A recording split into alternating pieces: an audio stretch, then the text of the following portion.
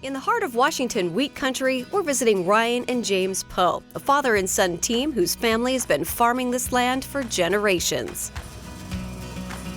You know, I actually don't know what made them stop in Hartline. My family actually homesteaded a section of land that we still farm today. So we're a Centennial farm, which means that we've been farming the same land and the same family since prior to statehood. The spot where the Poe family made their home turned out to be plentiful, offering great conditions for growing amazing Washington wheat. I think what makes this good wheat country is we let a piece of ground lay fallow for a year to build moisture. And so we're able to kind of build that moisture into the crop. We've been here a long time and hope that, we can keep moving down the generations and keep it in the family. The next generation of Poe has already started helping out with the family business. We hopped in the combine to let young James show us how he drives the combine to harvest Hartline wheat. So you're gonna walk them through it.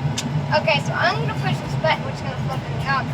And then when it's out, in case the guy comes under me, I will start loading into him with this button. Now that he's under me, I am gonna start unloading. Okay, Casey. Nice job, bud.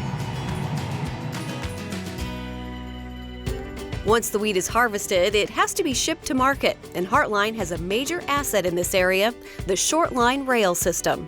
The short line rail is really kind of the lifeblood of our communities, and it's really how we're able to get our crop to market. Our wheat primarily is exported overseas. If we didn't have this system, we would just bog this Highway 2 corridor down with truck after truck after truck. I mean, it's a more carbon-friendly way doing the trains, but it also keeps our highways safer, just keeping as many trucks off of the road.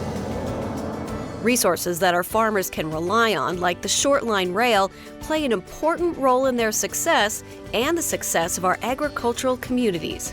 Farming is the lifeblood of this community. The businesses that are in here are essentially here to support our farming activities. Everybody that lives in our local communities, has a tie one way or the other specifically to farming.